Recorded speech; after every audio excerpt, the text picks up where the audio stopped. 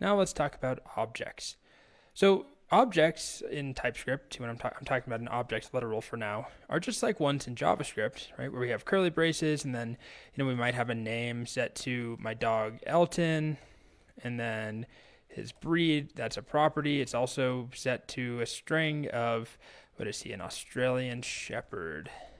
Sure. And his age is like 0.5 years. So that's a number. All right. So that is, let's call that dog, const dog. That's an object. And this object consists of multiple properties, and each one of those properties has its own type, right? This is a string, that's a number.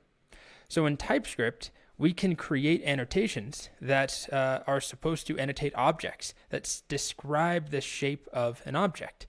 And there's different situations we would do this. One is to store something in a variable, like we've seen before. Another is to return an object. We can specify what that object looks like from a function. Or what's really common is writing the annotation for a function parameter. What type of object does a function expect? So I've got an example of this right here. Here's a print name function, and it expects a single argument, name, which is an object. That object has a first property set to a string and a last property set to a string. So let's just try this real quick.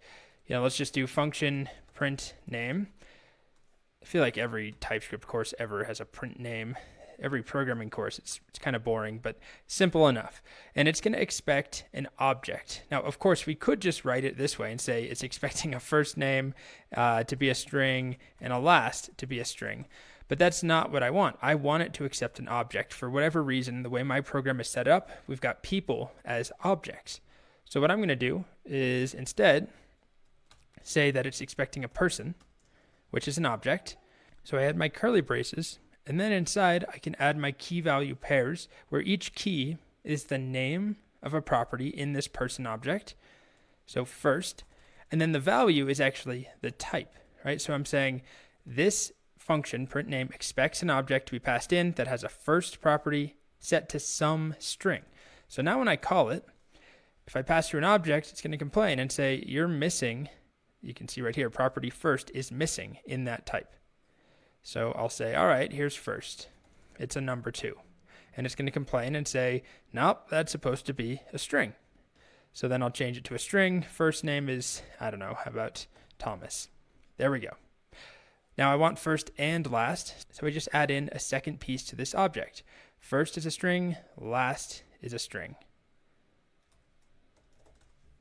And now I'll get another complaint down here. It's telling me you can't do that. You're missing last. Property last is missing in this type. So then I'll pass in my last, Thomas Jenkins. All right. And then in here, let's say I'll use, I'll just console.log a string template literal, and we'll access just the first name.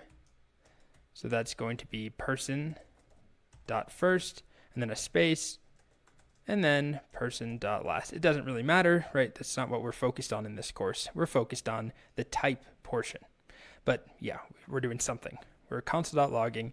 And, I like to be specific and clear and say this has a return type of void. Even if that was inferred automatically, I still like to put it there. And that's pretty much it for the basics, at least this function, accepting an object as a parameter. But there's more to objects. And by the way, if I hover over person, you can see the structure there, right?